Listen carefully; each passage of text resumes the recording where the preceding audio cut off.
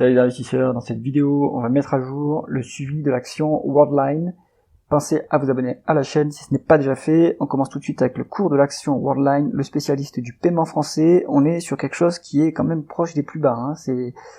On a eu une publication qui a été plutôt médiocre et mal reçue par le marché, mais on commence à se rétablir. On est repassé au-dessus du gap qu'il y a eu après la publication des résultats. Donc le marché se dit peut-être, ok, c'était pas terrible, mais on est peut-être allé trop loin sur la valorisation. On va regarder ça. Alors, la croissance du chiffre d'affaires. On est en médiane sur du 9%. En 2024, on a fait pas de croissance. On n'a pas fait de croissance. On est à 0,5. Bon, plutôt médiocre. Hein. On est plutôt sur quelque chose qui, pour l'instant, est en forte décélération. On n'est pas loin de la décroissance. Il n'y a pas eu d'acquisition sur 2024, apparemment. Donc là, c'est de la croissance ou la stagnation organique. Bon, que dit le management à propos de la croissance? Il faut aller voir ça. Là-dessus, nous, ce qui nous intéresse, c'est qu'on reste positif en termes de croissance. Est-ce qu'on serait plus rassuré si le management nous disait qu'il voit un retour de la croissance en 2025? Et après, est-ce qu'on peut faire confiance au management vu qu'il change tout le temps sur Worldline? Bon, donc ça, c'est un point de surveillance. Ensuite, on regarde les marges. Alors ça, en général, c'est soit un changement de méthode comptable, soit un bug de l'outil que j'utilise, Coifin. Donc ce taux de marge brute, je vous propose de pas le prendre en considération. Tout ce qu'on peut dire, c'est que en médiane, on est sur du 61%, donc on est quand même sur une entreprise qui a un avantage concurrentiel vu le taux de marge brute. Hein. Donc ça, c'est intéressant. En plus, on voit que sur la période, malgré tout, ce taux de marge brute est en augmentation. Donc on a de plus en plus de pouvoir de fixation des prix. On peut monter les prix sur Worldline, donc ça c'est bien. Le taux de marge d'EBITDA, lui, il suit pas. Donc ça veut dire que opérationnellement, on a plutôt des difficultés en fait à améliorer l'efficience opérationnelle, et en plus ça chute sur les derniers trimestres, sur le dernier semestre 2024, le taux de marge d'EBITDA a baissé. Donc ça c'est pas incroyable, hein. Ça montre que le management a des problèmes quand même. Hein. Pareil pour le taux de marge net, on a fait une perte en 2024. Donc ça c'est pas incroyable. Est-ce que c'est une perte comptable ou est-ce qu'on a aussi perdu en termes de free cash flow et ça a zéro sur ce que nous indique Coifin? On va voir est-ce que c'est la réalité. Peut-être que dans la publication on n'a pas le tableau de trésorerie, c'est pour ça qu'on n'a pas les chiffres sur Coifin. Donc là dessus, mystère, allez creuser la dernière publication pour savoir ce qu'il en est, mais ce qu'on voit ici c'est que les marges sont pas du tout qualitatives, hein, chez Worldline. On n'arrive pas à convertir l'avantage concurrentiel en marge, en efficience opérationnelle, ni en résultat net. Donc ça montre qu'il y a quand même un problème de management. On continue la conversion des bénéfices nets en free cash flow. Donc voilà, c'est ça, on n'a pas le dernier semestre. Donc il faut attendre le tableau de trésorerie pour savoir ce qu'il en est des free cash flow pour Worldline. Ce qu'on peut voir, c'est que sur la période, on a quand même une large différence. Et que les free cash flow sont largement plus élevés que les bénéfices nets. Pourquoi? Est-ce que c'est une variation du BFR qui aide le groupe? Oui, on a une amélioration du BFR de 1,7 milliard sur 10 ans, hein, donc ça c'est quand même pas mal. Hein.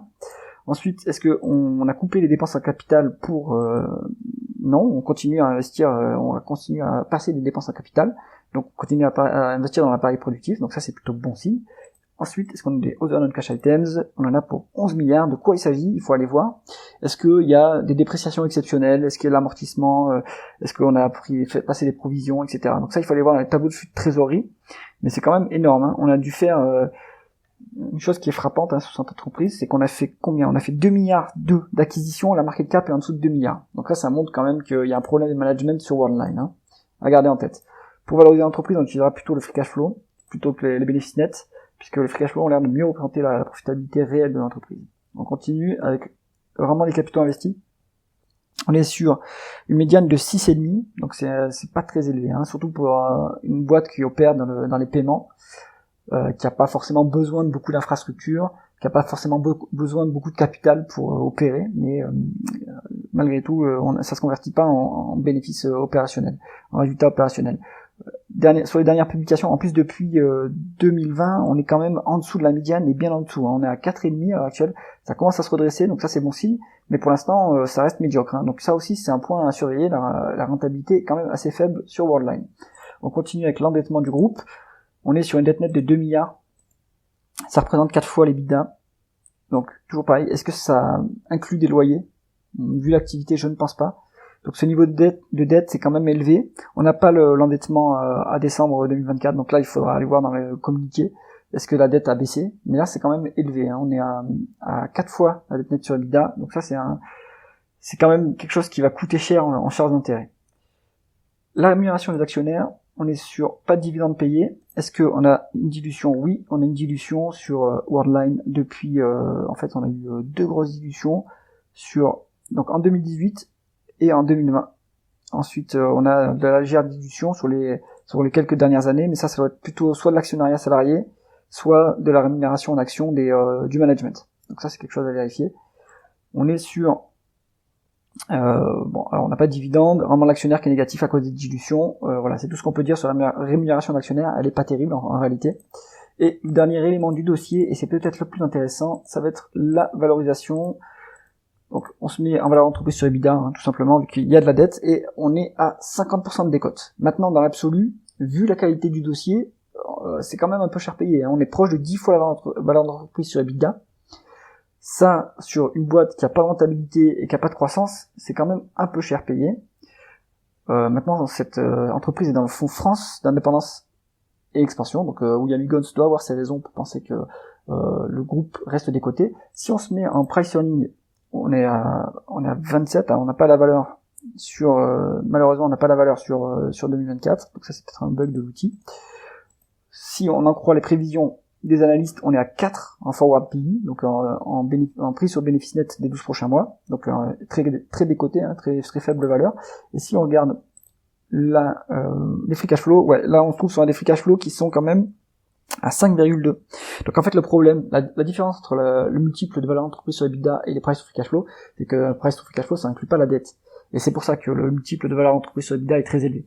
Donc ce que joue William Higgins à mon avis, c'est la poursuite du désendettement du groupe, le désendettement du groupe, et donc une amélioration des résultats. On voit que le groupe, en fait, il n'y a pas de price earning parce que le groupe fait des pertes, hein, c'est pour ça. Donc voilà, on a cumulé, mais si on se met en as reported, voilà, on fait encore des pertes, hein, chez Worldline. Donc ce qui joue, c'est un retour à la rentabilité, sauf qu'en fait en termes de price to free cash flow, en termes de free cash flow, eh bien en fait l'entreprise est rentable. Donc là on est en train toujours de purger les erreurs de management passées, et ce qui se traduit par en fait des bénéfices qui sont négatifs, mais des free cash flow qui sont positifs. Donc pourquoi pas, hein. Worldline ici c'est plutôt, donc c'est assez spéculatif, c'est plutôt un dossier où on va jouer une recovery, une amélioration de la gestion du groupe. Le management a encore changé cette année. C'est un peu risqué, hein, donc il faut pas y aller avec une grosse partie de son portefeuille. Maintenant, en termes quantitatifs, ça peut être intéressant à jouer. J'espère que cette analyse vous intéresse. C'est le cas, mettez un pouce vers le haut et pensez à vous abonner à la chaîne. À bientôt.